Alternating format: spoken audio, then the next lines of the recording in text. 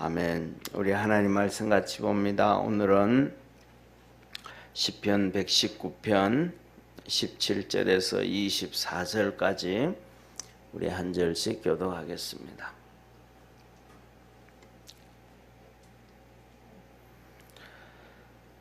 주의 종을 후대하여 살게 하소서. 그리하시면 주의 말씀을 지키리이다. 내 눈을 열어서 주의 법에 기이한 것을 보게 하소서. 나는 땅에 객이 되어 싸우니 주의 계명을 내게 숨기지 마소서. 주의 규례를 항상 사모함으로 내 마음이 상하나이다. 교만하여 저주를 받으며 주의 계명에서 떠나는 자는 주께서 꾸짖으셨나이다. 내가 주의 증거를 지켜 사오니 회방과 멸시를 내게서 떠나게 하소서.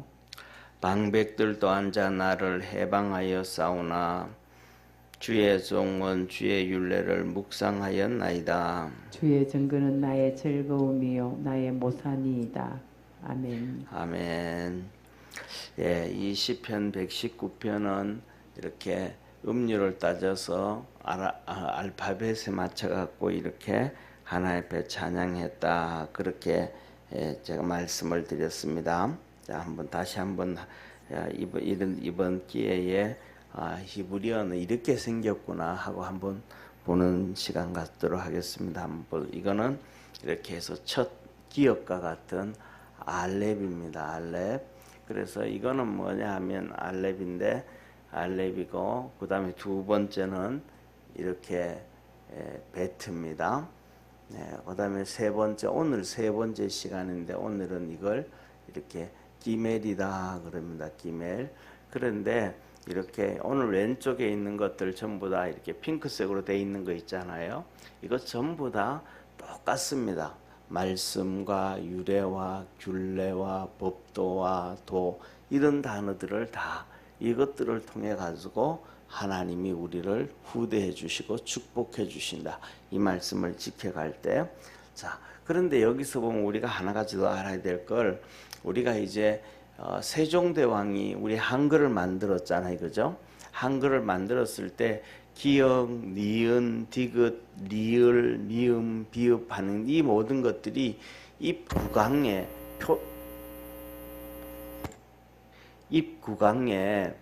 이렇게 모양대로, 발음의 모양대로 이렇게 만들었다 그랬잖아요.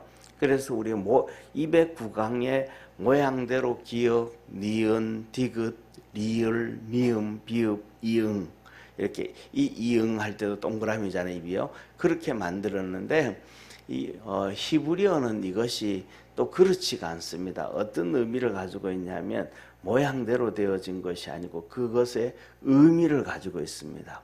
지금은 우리가 이제 숫자를 통해서 1, 2, 3, 4를 쓰잖아요. 그 아라비아 숫자라 그러잖아요. 그런데 히브리어에는 이것들이 다 의미가 있습니다. 그래서 제가 이렇게 했는데 글씨가 좀 보일지 안 보일지 모르는데 이게 이제 22개 히브리어의 자음으로 되어 있는데 제일 처음에 왼쪽에 보면 알렙, 베트, 기멜까지 하는 거예요. 그런데 알렙은 저렇게 했는데 꼭 표시가 이렇게 되어져 있는 게 솥불 모양으로 되어 있잖아요. 솥불 모양.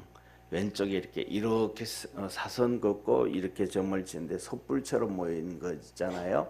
이 알렙은 그래서 뜻이 뭐냐면 황소라는 뜻을 가지고 수소, 황소라는 뜻을 가지고 있습니다.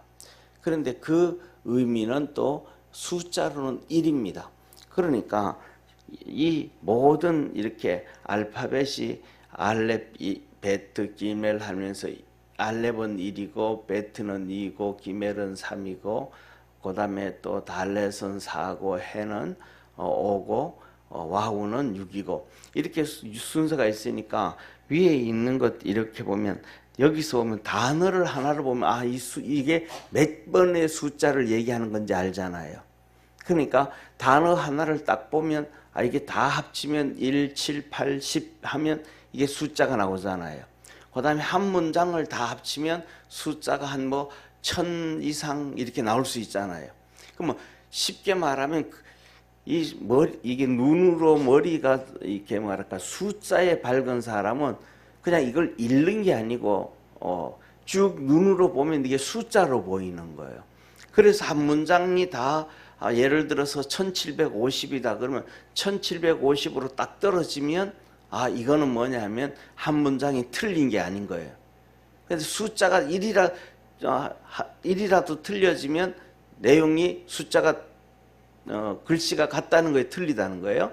다르다는 얘기잖아요. 그래서 이렇게 뭐냐 하면 하나님께서 우리에게 말씀하신 것처럼 1.1획도 틀리지 않게 하셨다라는 건 우리는 그냥 글씨를 보고 읽고 이렇게 하면서 틀렸나 안 틀렸나 하기를 했는데 이스라엘 백성들은 이들은 쭉 보면서 숫자 계산할 때만 해도 이게 뭐냐면 이 성경이 틀리게 이렇게 필사가 됐는지 안 됐는지를 그때 알게 된 거예요. 그 정도로 이 하나님의 성경의 말씀은 의미를 가지고 있는데 여기서 보면 이렇게 이제 알렙이라는 숫자는 이럴 뜻하고 그 의미는 수소라는 것을 의미하는데 이 알렙이 바로 그거 이제 그 알렙이 항소잖아요.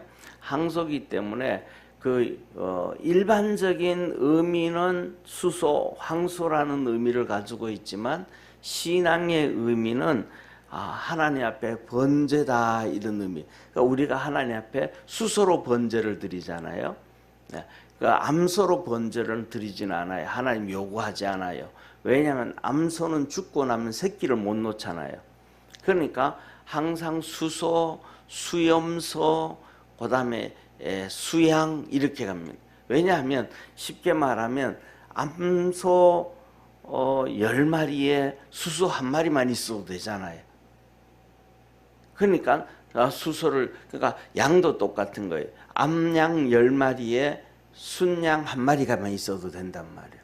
그런데 예를 들면 이 암소 1마리에 수소 10마리다 이면 암소 1마리가 수소 10마리가 있다고 해가지고 새끼를 계속 놓는 건 아니잖아요. 그러니까 증산이 되어지지 않고 재산이 늘어지지는 않는다 이 말이에요. 그래서 하나님이 수소를 통해서 번제를 드리고 그러는데 이 알렙은 번제를 드리는 우리의 신앙을 얘기를 해줘. 첫째로는. 그 다음에 두 번째는 베트다 할 때는 저 베트는 집이에요. 집. 그래서 베트 하면 우리 집이다라고 할 때 베델 하잖아요. 베델 하면 무슨 뜻이냐면 저 집이라는 자 베트 집 하나님의 집 성전. 그러니까 벳이라는 건 일반적으로는 우리가 얘기하는 집이지만 한 신앙으로 얘기하면 하나님의 집 성전을 의미를 또 해줘요.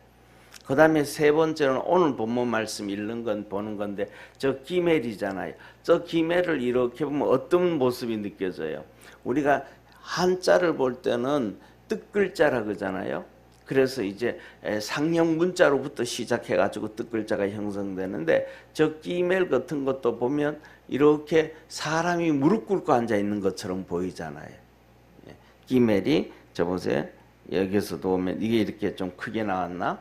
이렇게 보면 이 앞부분이 전부 이렇게 세 번째 기멜이 이렇게 무릎 꿇고 앉아 있는 것처럼 보인단 말이에요. 저게 이제 일반적인 의미로는 낙타예요. 낙타. 그런데 뭐냐면 신앙의 의미로는 저게 이렇게 사람이 무릎 꿇고 앉아 있는 것처럼 기도하는 삶을 얘기하고 있어요. 그래서 저기에서 의미를 가지고 왔는지 아닌지는 모르지만은 책 중에서 신앙의 책 중에서 낙타 무릎이라는 책이 있어요. 낙타 무릎. 이게 그런 거예요. 그래서 낙타를 세 번째 기멜은 낙타를 의미하고 숫자로는 3을 의미하는데 신앙 안에서는 기도의 의미를 하고 있다. 오늘 요거 이런 의미가 있다. 다 이게 이제 22글자까지 전부 다 이렇게 의미가 있는데 그걸 다 얘기할 거는 아니고 오늘까지만 이렇게 요거는 이런 히브리어에는 이런 것이 있구나. 이거는 알파벳만 있는 게 아니고 알파벳에서 숫자도 있고 일반적인 의미도 있고 우리 유대인들은 하나님을 섬기는 사람들이니까 영적인 신앙적인 의미도 있구나라는 것을 이해하고 알았으면 좋을 것 같아요. 자, 그러면서 오늘 본문 보기를 바랍니다. 오늘 본문을 보면 첫 번째로는 이렇게 얘기를 합니다. 알렙에서 시작할 때는 1절에서 8절의 핵심은 하나님 앞에서 이렇게 하나님의 말씀을 행하는 자가 복이 있다라고 시작을 해요. 그 다음에 두 번째로는 어떻게 하면 청년들이 젊은 사람들이 정결해지고 거룩해질 수 있을까? 다시 말하면 하나님의 말씀으로 정결해지고 의로워진다. 그 다음에 세 번째로 오늘 말씀은 하나님 나를 후하게 좀 해주십시오. 우리가 인생을 살아가는데 우리에게 하나님 풍성한 은혜를 주시고 우리를 후하게 대하여 주시고 축복해 주옵소서. 그런데 하나님이 우리를 후하게 대해 주는 것도 하나밖에 없더라. 다시 말하면 하나님의 말씀이요, 하나님의 법도요, 하나님의 율례요, 규례요, 그 다음에 도더라라는 것을 말씀해 줍니다. 한번 보시기를 바랍니다. 첫째 17절 주의 종을 후대하여 살게 하소서. 그리하면 주의 말씀을 지키리이다. 후대하여 살게 해주십시오. 다시 말하면 우리가 살아가면서 우리가 이제 이 밑에도 나옵니다. 우리 인생을 광야와 같다고 얘기를 해요. 그럼 우리가 살아가는데 이렇게 이런 얘기를 합니다. 이렇게 부부가 행복한 부부하고 또 불행한 부부들, 그러니까 싸움이 없는 부부들, 또 싸움이 있는 부부들, 또 부부 관계가 좋은 부부들, 부부 관계가 좀 안 좋은 부부들의 그 기준점이 여러 가지가 있겠지만은 경제라는 거예요. 경제적으로 어느 정도 안정을 취하면 스트레스가 덜 없으니까 많이 싸우는 것도 덜 싸우게 되어지고, 이렇게 막 그렇게 스트레스를 덜 받게 되니까 이 모진 말을 쉽게도 안 하게 되고 사람이 이렇게 민감하지가 않다 이 말. 민감하지가. 그래가지고 그런 부부들은 훨씬 더 이렇게 행복 지수가 높아진다. 또 그 밑에서 자라는 아이들도 훨씬 더 행복 지수가 높다. 이런 얘기를 해요. 그러면 우리가 살아가면서 그러면 조금 경제적으로 넉넉할 때 신앙생활을 잘할 수 있을까? 막 어렵고 힘들 때 신앙생활을 잘할 수 있을까? 라고 하면 우리가 좀 경제적으로 있을 때 신앙생활을 잘할 수 있는 확률이 높아지는 거예요. 왜냐하면 매일매일마다 쉽게 말해서 내일 아침에 돈이 하나도 없는데 내일 아침에 출근을 해야 되는데 차비가 없어. 그러면 오늘 아침에 예를 들어 가지고 일어나면서 새벽 기도에 생각할 수 있을까요? 없잖아요. 그죠? 출근하는데 돈이 없는데 차비가 없는데 이거 어떻게 하지? 누구하고 카풀에 가야 되나? 어떻게 가? 이 고민을 하잖아요, 사람이. 그런데 그런 경제적인 걱정을 안 하면 아침에 내 교회 갔다가 그냥 아침만 먹고 그냥 교회 가가지고 새벽 예배 드리고 회사에 빨리 가서 가까이 가운데 가가지고 그냥 헬스하고 사우나하고 하루 일 시작하지만 이게 훨씬 더 쉽게 주님을 섬길 수가 있잖아요. 그렇잖아요. 그런 것처럼 하나님이 오늘 본말 하나님 나를 좀 후대하여 주옵소서. 좀 하나님 나를 좀 이렇게 편하게 해 주십시오. 좀 나를 축복을 좀 많이 해 주십시오. 그러면 내가 더 말씀을 지켜가겠습니다. 이렇게 얘기하는 거예요. 그러면서 18절 보세요. 내 눈을 열어서 주의 법에 귀한 것을 보게 하소서. 그러니까 내 눈을 열어서 하나님의 귀한 법을 볼 수 있도록. 그러니까 뭐냐면 그런 좀 꿈의 여유가 있으니까 책을 볼 수 있는, 말씀을 읽고 묵상할 수 있는 여유가 있지. 하나님이 후대해 주지 아니해가지고 경제적으로도 어렵고 그다음에 이런 것처럼 문제도 많이 터지고 눈물도 있고 어려움도 있고 하면 하나님 말씀을 볼 수 있는 여유가 없어져 버리잖아요. 그 말씀을 어떻게 해가지고 읽기는 한다고 하지만은 그 말씀을 깊이 묵상할 수 있는 시간을 가질 수가 없다. 그래서 하나님 나를 후대하시고 내 눈을 열어서 묵상하게 해주십시오. 그 다음에 19절 보세요. 나는 땅에서 객이 되어 싸우니 주의 계명을 내게 숨기지 마소서. 우리가 살아가는 것이 땅에 객이 되어졌다. 객이 되어지면 언젠가는 집으로 돌아가야 되잖아요. 객이 되어지면 그 객은 뭐예요? 쉽게 말하면 길을 찾아가야 되잖아요. 그렇죠? 집에서 나와가지고 돌아다니다가 다시 집으로 돌아가는 객이 되어지면 길을 찾아야만이 집으로 돌아갈 수 있지, 길을 못 찾으면 집으로 돌아갈 수 없잖아요. 그럼 그 객이 길을 찾아가고 길을 찾아서 집으로 올 수 있는 그 길이 하나님의 말씀밖에 없다라는 거예요. 그 다음에 보세요. 이어서 20절에 주의 규례를 항상 사모함으로 내 마음이 상하였나이다. 교만하여 저주를 받으며 주의 계명에서 떠나가는 자를 주께서 꾸짖으셨나이다. 말씀을 떠나면 주님이 징계하시고 꾸짖으셨더라. 그래서 내가 하나님의 말씀을 사모한다. 22절에 내가 주의 증거를 지켜 싸우니 해방과 멸시를 내게서 떠나게 하옵소서. 이 말씀을 지켜가니까 하나님 나에게 평안함을 주옵소서. 처음에 말씀했던 후대하여 주옵소서와 연결되어지잖아요. 전부 내용이 전부. 그 다음에 23절에 말합니다. 방백들도 앉아 나를 해방하여 싸우니. 방백들은 권력을 가진 자들이에요. 지도자들이에요. 그들도 나를 핍박하고 박해를 하는데 하나님, 그래도 나는 하나님의 말씀 주의 율례를 묵상합니다.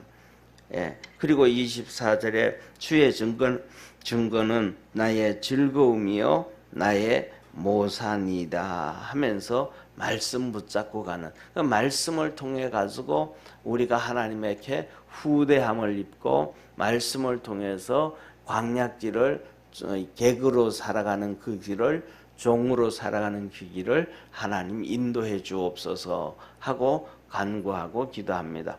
우리말, 그래서 나중으로 가면 이제 이 뒤에 가면 시편 119편에 뭐라고 하냐면 하나님의 이 말씀은 내 발의 등이요 내 가는 길에 빛이라 하면서 말씀해 주는데, 우리 인생의 길이요 복을 받는 것이 바로 하나님의 말씀이고 율례고 규례고 법도고 하나님의 진리다라고 얘기합니다.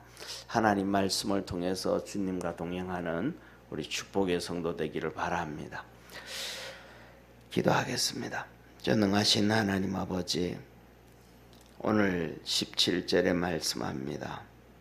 주의 종을 후대하여 살게 하여 주옵소서. 그러면 주의 말씀을 지키리이다.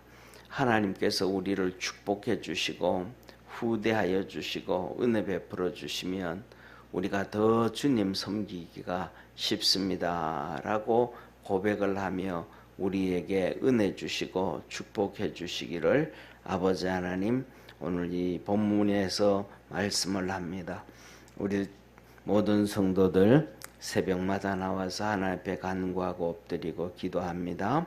주께서 축복해 주시고 은혜 베풀어 주시고 강건하게 하시고 주의 거룩한 은혜와 복이 있게 하여 주옵소서. 믿음 안에서 늘 승리하기를 원합니다. 하나님께 영광 돌리며 살기를 원하오니 도와 주옵시고 축복해 주옵소서. 늘 승리하게 하옵시고 하나님 말씀 사모하고 우리 주님 사랑하고 이 세상에서 곁길 가지 아니하도록 늘 지키시고 축복하옵소서.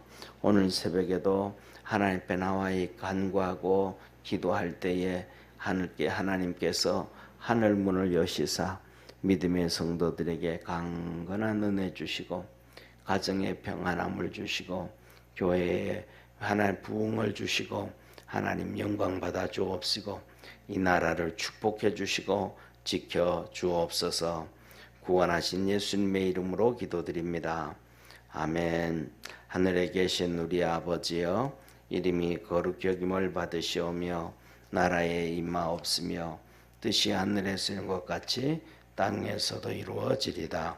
오늘날 우리에게 일용할 양식을 주옵시고 우리가 우리에게 죄 지은 자를 사하여 준 것 같이 우리 죄를 사하여 주옵시고 우리를 시험에 들게 하지 마옵시고 다만 악에서 구하옵소서. 되게 나라와 권세와 영광이 아버지께 영원히 있사옵나이다. 아멘.